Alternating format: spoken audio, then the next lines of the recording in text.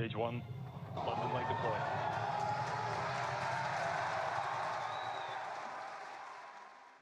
Everyone wants to own SpaceX, and honestly, I get it. This isn't just another company that went public. It's the company that made reusable rockets a reality.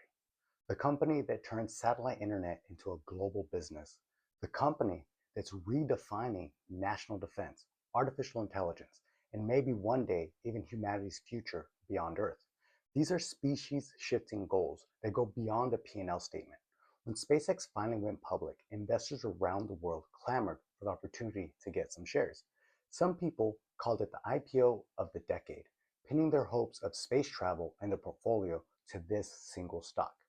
And over the next week, that excitement is only likely to grow as SpaceX is expected to join the NASDAQ 100 following the now shortened 15-day seasoning rule.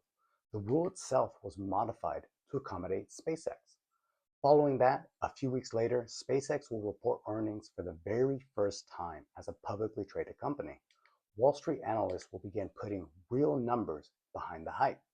And shortly after that, early investors and employees will finally get their first chance to sell shares. In other words, the next 8 weeks won't just be busy. They could completely reshape how Wall Street values one of the most talked about companies on the planet.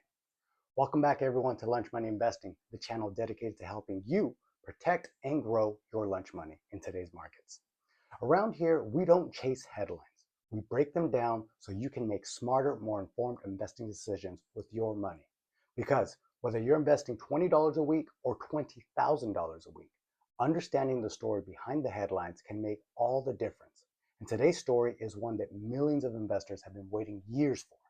Now, if you've already bought a share, or maybe you're thinking about buying your very first share, this is the period you need to understand. Because if you've been watching this channel for any period of time, you've probably heard me say something like this before. Markets don't always reward the best companies. Instead, they reward the companies with the best stories. And right now, very few stories are bigger than SpaceX. Artificial intelligence, commercial space, Starlink, national defense, Mars. It's almost impossible to imagine a better narrative. But no matter how great the current chapter is, you eventually have to turn the page and go on to the next one. And over the next 8 weeks, Wall Street is going to decide whether SpaceX's next chapter lives up to everything investors have already imagined. Because here's something that every investor eventually learns. A great company doesn't automatically mean a great investment. Sometimes the market expects so much success that even an amazing business can disappoint investors.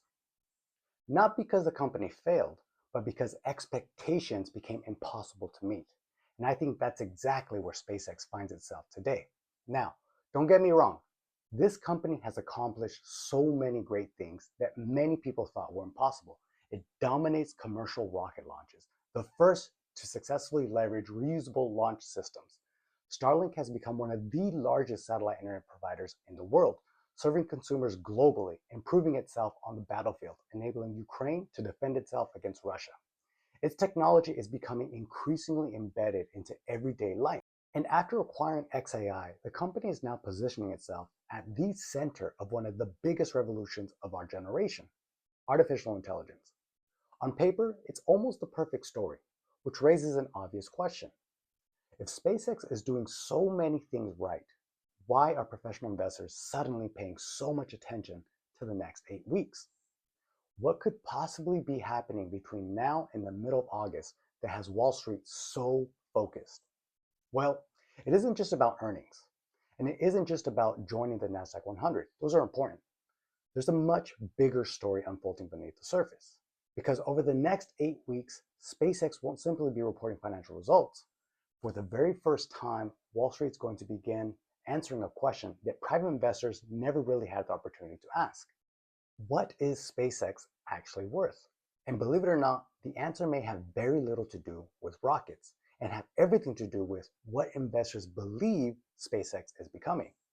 Because if you still think you're buying a rocket company, you may be looking at this business in the completely wrong way. Let's take a closer look. So what exactly are investors buying? If you ask the average person what SpaceX does, the answer is pretty obvious. They build rockets. they launch satellites. They send astronauts to the International Space Station. And hopefully, one day, they'll send people to Mars. That's the SpaceX almost everyone knows. But here's the interesting part. That's not really the company Wall Street is valuing anymore. In fact, rocket launches now account for only 22% of the company's total revenue. Think about that for a second. The business that built SpaceX's reputation is no longer its primary growth engine. Instead, Wall Street is placing its biggest bets on two completely different businesses. The first is Starlink, and the second is artificial intelligence. Now, Starlink is already an incredible business in its own right. It has transformed satellite internet from a niche technology into a global communications network, serving customers in places where traditional broadband simply isn't available. But analysts aren't just asking how many new subscribers SpaceX has added. They're also watching something called average revenue per user, or ARPU. In other words, how much money each customer actually generates for the company. Because as Starlink expands into lower income international markets, subscriber growth alone isn't enough. Wall Street also wants to know whether those customers can generate meaningful profits over time. But as important as Starlink is, it's not what has investors the most excited. The real story is artificial intelligence. When SpaceX acquired xAI, they didn't just buy another technology company. It fundamentally changed the investment story. Almost overnight, SpaceX transformed from being viewed primarily as a space company into an AI infrastructure company. And today, the company operates enormous AI data center campuses capable of supporting hundreds of thousands of advanced NVIDIA GPUs. But here's the twist. Instead of using all that computing power for itself, SpaceX is leasing much of that capacity to other companies desperately trying to build the next generation of artificial intelligence. According to reports, Anthropic alone has signed an agreement worth roughly $1.25 billion per month to lease AI computing capacity. Google has reportedly committed another $920 million per month, and Reflection AI has added yet another major contract. Think about what that means. The company famous for launching rockets is now competing with some of the largest cloud computing companies on Earth. Companies like Amazon, Microsoft, Google, and increasingly, Meta. In fact, Meta recently announced plans to expand its own AI infrastructure business, putting it in direct competition with companies like CoreWeave and now increasingly SpaceX. This is no longer just a race to dominate space, it's becoming a race to power artificial intelligence itself. And that's a much bigger opportunity, which is exactly why investors have become so optimistic. They aren't just valuing SpaceX based on the number of rocket launches next quarter. They're valuing it based on the belief that it can become one of the world's largest AI infrastructure providers over the next decade. It's an incredible vision, and if management delivers, it could completely reshape the company. But that vision also comes with a cost, because once investors begin pricing in that kind of future, the margin of error becomes incredibly small. Wall Street isn't expecting SpaceX to grow. They're expecting SpaceX to dominate, and that's a very important difference, because the higher the expectations climb, the harder they become to exceed. Which brings us to the biggest challenge facing SpaceX over the next 8 weeks. It's not proving that the business is growing, it's proving that the business is growing fast enough to justify one of the richest valuations in the entire stock market. And that's where the real pressure begins. Okay, now we understand what investors are actually buying. They're not buying a rocket company. They're buying the possibility that SpaceX becomes one of the most important AI infrastructure companies in the world. And that's exactly why the next 8 weeks matters so much. Because for the very first time as a publicly traded company, Wall Street is about to ask a very simple question. Can the business actually support the expectations investors have already priced into the stock? You see, when investors value a mature company like Coca-Cola or Procter & Gamble, they mostly care about the stable earnings, predictable cash flow, and slow, steady growth. But SpaceX isn't being valued like a mature company. Instead, it's being valued like a company that's expected to completely redefine multiple industries over the next decade. And that creates an entirely different standard. Analysts aren't just looking for good, they're looking for extraordinary. Today, SpaceX trades at a price to sales ratio of roughly 110 times revenue. Let me put that into perspective for you. Meta trades around 7 times sales. Microsoft trades around 9 times sales. Amazon, less than 4 times sales. And Google, around 10 times sales. Even CoreWeave, one of the market's hottest AI infrastructure companies, trades at a fraction of the SpaceX valuation. So when investors pay a premium this large, they're making a very bold assumption. They're assuming today's company will be dramatically larger tomorrow. That means SpaceX can't simply grow, it has to accelerate. Wall Street currently expects the company to generate nearly $37 billion in revenue this year alone. That's almost double what it generated just 1 year ago. That's an incredible growth target. But here's the part many investors are currently overlooking. Despite that explosive revenue growth, analysts still expect SpaceX to lose money. In fact, the company isn't expected to report consistent profitability until sometime in 2027, and that's because SpaceX is spending money at an astonishing pace. The company is simultaneously building launch infrastructure, expanding Starlink, constructing enormous AI data centers, and investing billions into future technologies. CapEx reached more than $10 billion just in the first quarter of 2026. Now, normally, a company losing billions of dollars would make investors very nervous. But high growth companies play by a different set of rules. If investors believe today's spending creates tomorrow's profits, they're often willing to be patient. The problem is, patience only lasts as long as confidence does. The moment investors begin questioning whether that future growth will actually materialize, valuations can change very quickly. And that's why this upcoming earnings report is so important. Wall Street isn't expecting perfection, it's expecting confirmation. Confirmation that revenue is accelerating, confirmation that AI business is scaling, and confirmation that those massive investments are beginning to generate meaningful return for shareholders. Because once a stock reaches this type of valuation, every earnings report becomes less about what happened over the last 3 months and more about whether the future story is still intact.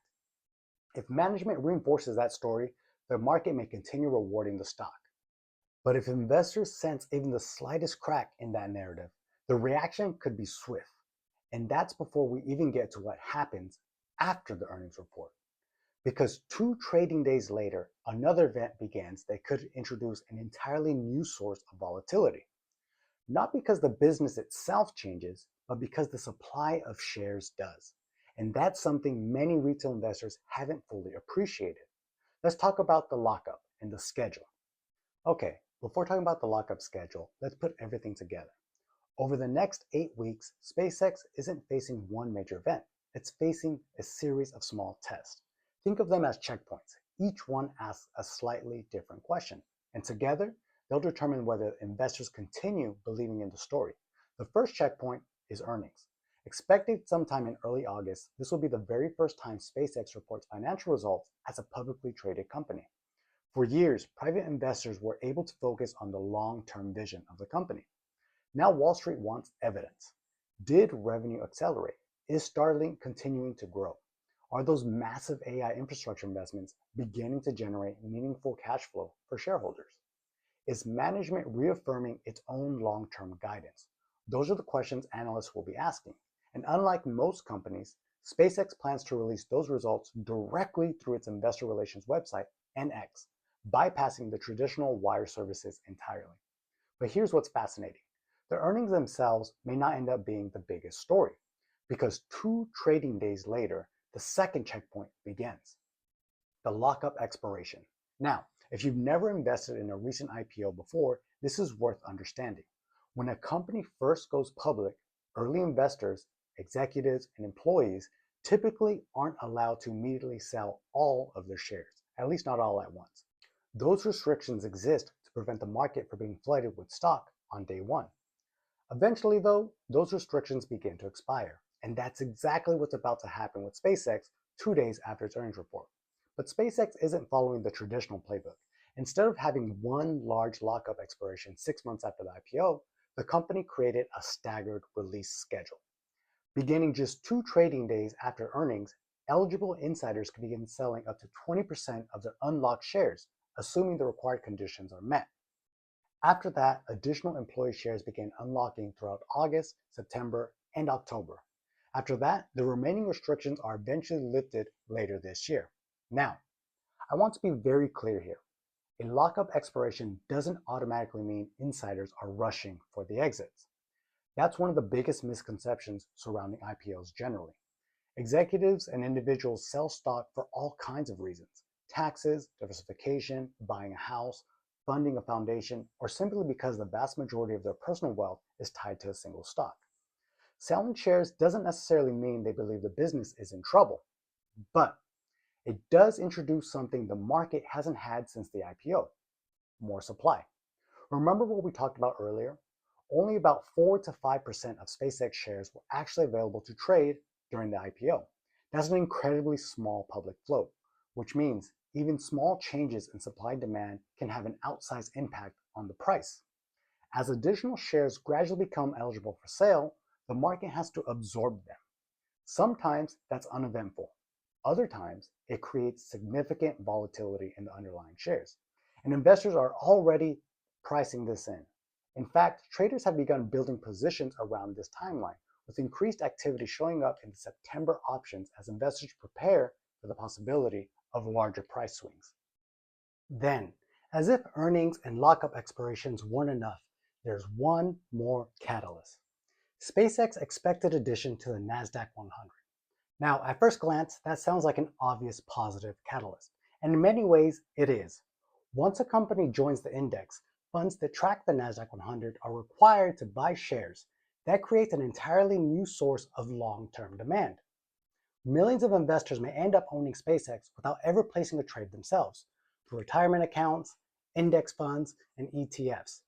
It's another milestone confirming that SpaceX has entered the mainstream of institutional investing.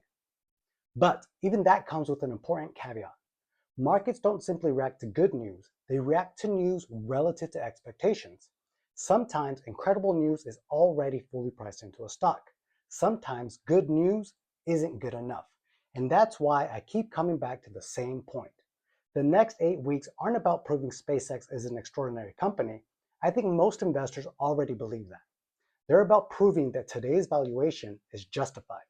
Because when expectations become this high, every earnings report, every analyst note, every insider transaction, and every headline gets viewed through a completely different lens. Not, is SpaceX succeeding, but instead, is SpaceX succeeding enough? And believe it or not, those are two very different questions. So, after everything we've talked about, where do I stand? Would I buy SpaceX today? The honest answer is probably not. Now, before the comment section explodes, let me explain why. It's not because I think SpaceX is a bad company.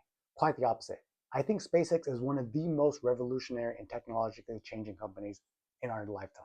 It's redefining space transportation. It's built one of the largest space internet businesses in the world, and it's quickly becoming a serious player in artificial intelligence. And if management can execute over the next decade, there's a very real chance this company becomes even larger than it is today. None of that is really in question, at least for me. The question I've been asking throughout this entire video and myself is a different one. How much of that success is already reflected in today's stock price?